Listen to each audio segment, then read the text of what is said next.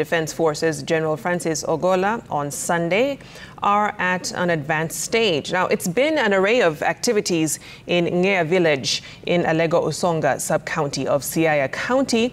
At his home, as family, friends and the community finalized the arrangements to accord him a decent send-off, a burial that, according to his wish, is supposed to be very simple. Now, Safin Acheng Oma is in Siaya County and joins us live from Senator Ogolla Primary, where tomorrow's activities will start with a church service. Safin, good to see you. What more can you tell us? Thank you so much, Victoria. Indeed, we are coming to you live from Senator Ogolla Primary School right here in Siaya County. Apart from the array of activities that has been taking shape in this particular county, Victoria, there is a heaviness that cannot be underestimated as this region is mourning not just a person who served this country as the Chief of Defense Forces, but a son of the land, a brother, a father, a husband, somebody that they say is somebody who touched lives through his generous giving. And of course, they say that General Ogolla will go down history as a son who has left a huge gap in this great land of Siaya County. Of course, like you rightfully put it, Victoria, I'm coming to you live from the venue that will form the very first activity lined up for tomorrow morning.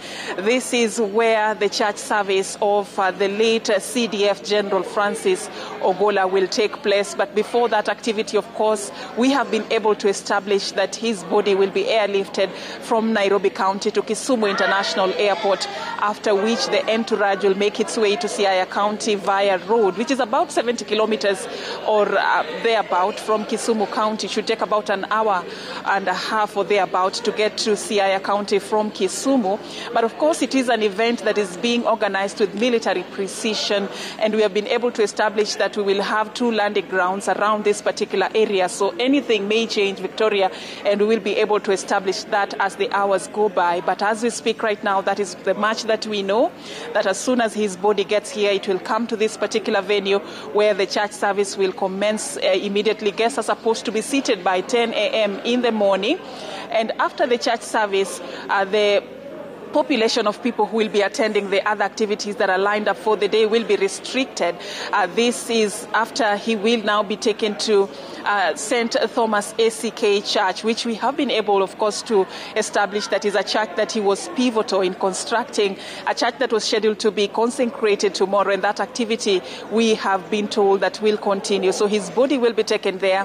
It is still in Ngea, and after that particular activity, the body will now be taken to his home for the final burial. And this will actually just see an attendance list of 50 people who will be allowed in his home to be part of this very intimate event, which, according to his wish and what we've been able to get from the family, he had wanted it to be a very simple ceremony. He wanted that he be buried within 72 hours after his demise, and of course in a very simple way, to mean that he's going to be buried in just his body wrapped in cloths. Of course, we heard from the family there that what they have been using until this minute is a casket that is very simple.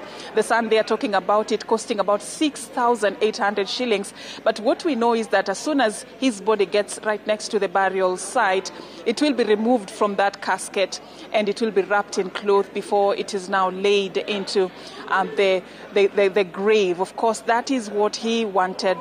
The family. He's a man who, according to what we've been able to hear on the ground, took death as a natural occurrence and spoke about it with his family.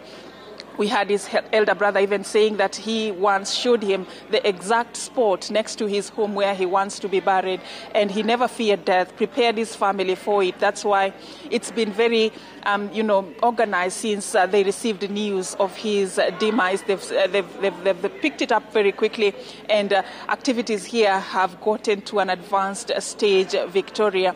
Of course, they say that, he goes down memory lane with a lot that he has been able to achieve. I'll not speak about General Francis Ogolla, the Chief of Defense Forces, because much has been said about his illustrious career that spans over 4 decades and how he rose through the ranks from the time he joined the Kenya Defense Forces in 1984.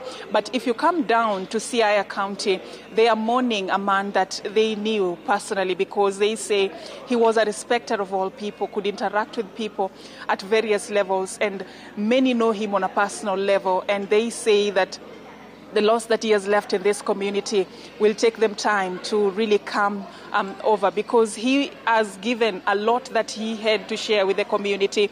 We are told that apart from the church that he supported in constructing, he also supported the digging of a borehole that is just next to that particular church that has served residents of the community that he came from, just to supply water. He has also awarded several schools that he attended, and of course just touched lives on an individual level.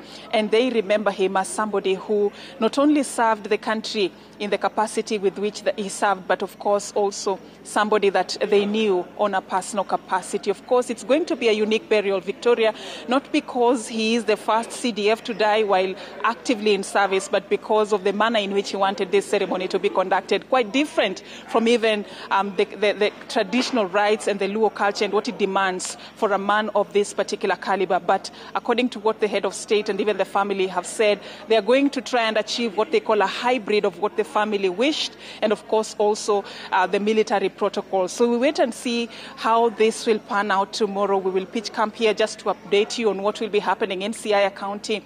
But for now, that's the much I can tell you. As they say here in the local dialect, Nindgekwe Ward Alego, that is to say, rest in peace, son of Alego Songa, Siaya County. Vicky? Indeed, a great